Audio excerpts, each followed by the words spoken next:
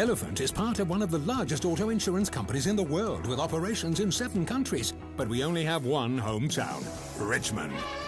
Thank you, Richmond. We're proud to be one of your fastest growing employers. More care, less cost. That's the Elephant difference. Well, they're unique. I mean, their defense is much different than most of the teams out there. Switching itself, I mean, a lot of people do that, but not to the extent that Richmond does. And their defense is a lot more than just switching screens. You know, they do a really good job on the weak side. Their guys communicate well, and you know, they do a nice job with different guys guarding different positions, because obviously if you switch, you're going to find yourself matched up, you know, in different places. First game, when Briante went down, had to have an effect for the remainder of the game. Do you expect a different attitude and focus from your guys now that you've played 4 or 5 games without him going up against Richmond? We've played 6. A different attitude and focus than the first game? Just in terms of that had to be a distraction, whether they say it was or not, being able to go up against this team without having something like that. Yeah, that injury occurred with 3 minutes and change left in the game. So Richmond had outplayed us, you know, leading into that. So it's not like we didn't lose the game because of the injury or the after effects of the injury. Obviously, it didn't help, and it was a heck of a blow psychologically, but they outplayed us that day. So, you know, I don't think our approach to on Wednesday has anything to do with that. I think it's just, you know, obviously our team's a little bit different without him, and guys have done a good job learning and adjusting. And now we need to go in there with an aggressiveness and a mentality, understanding what we need to do against them on both ends of the floor. When you guys get outplayed by a team, as you just mentioned, do you feel you have to address that going into the second matchup, or I mean, you seem to have a pretty resilient group. So do you feel like you need to address that, or not really? Address that we lost? No. I mean, address just when you get outplayed, as you mentioned.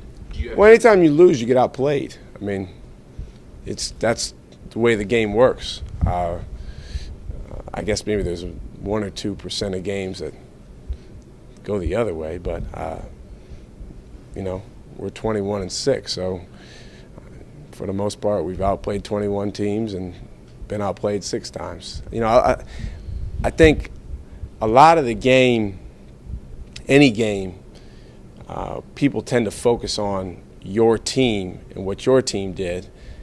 But the reality is, any game, that's half the story. There's another team, you know, whether it's our win over UMass the other day or our loss to Richmond the last time we played them.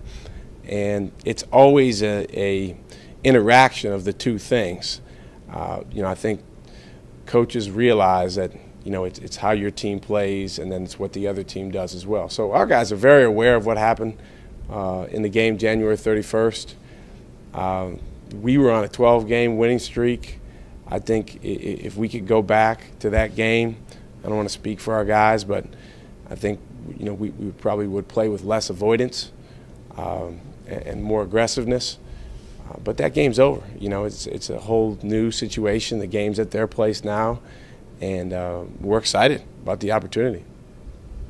Shaka, this is like the 8th regular season game against Kent Latham, maybe the 9th overall, because he played in the tournament 1 year. What are your impressions of him, and what makes him such an effective player? Well, a lot of things. I mean, he's got a ton of heart, first of all, which you can't really measure that. You know, but he's got as much heart and toughness as anybody that we've played against. I really respect him for that. He's fearless, which I think goes along with that heart and toughness. So he's never going to back down from the moment, no matter how big it is. He's a guy that you don't really see him dropping his head or feeling sorry for himself.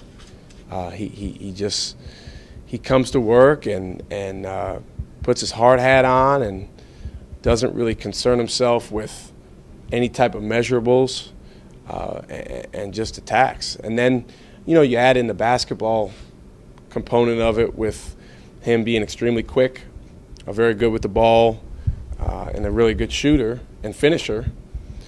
You add all those things up, and you have a heck of a player. Is he a reason why they are hard to press? He gets the ball off the floor so quickly sometimes. He is. He is a reason why. He's not the only reason why, because they've been hard to press for many years.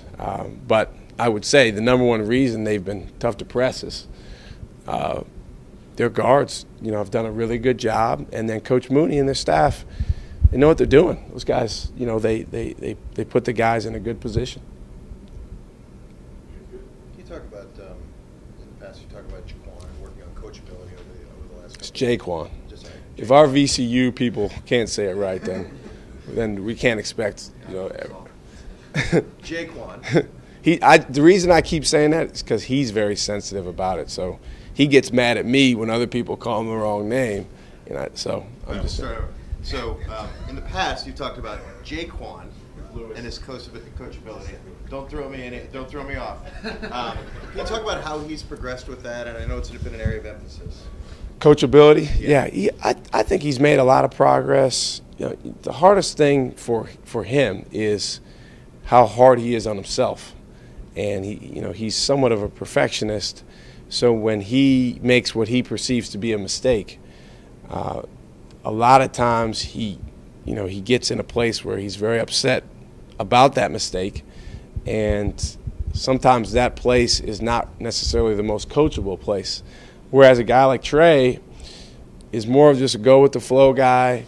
You know, stuff happens. I think he's a little older, more mature, realizes, you know, I'm probably not going to play perfect, and, you know, I'm ready to go on to the next thing. Jaquan has made a lot of progress with that. You know, I think he's really stepped in nicely since Briante's injury. There's no substitute or replacement for Briante, but Jaquan's done a really nice job and helped our team win some games. How do you work on that in terms of? How do you work on coachability? Yeah. Well, there's a book called Mindset I would recommend all of you to read, by Carol Dweck. You have to take what she calls a growth mindset, which says I can and will grow from any situation. And you know, the reality is, basketball is a game of mistake. You're going to make mistakes. Things are going to go your way or not go your way. It's all about how you respond.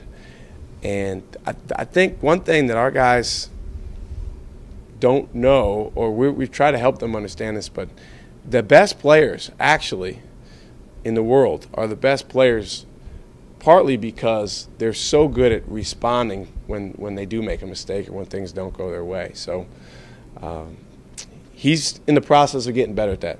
Elephant is part of one of the largest auto insurance companies in the world with operations in 7 countries. But we only have one hometown, Richmond. Thank you, Richmond. We're proud to be one of your fastest growing employers. More care, less cost. That's the Elephant difference.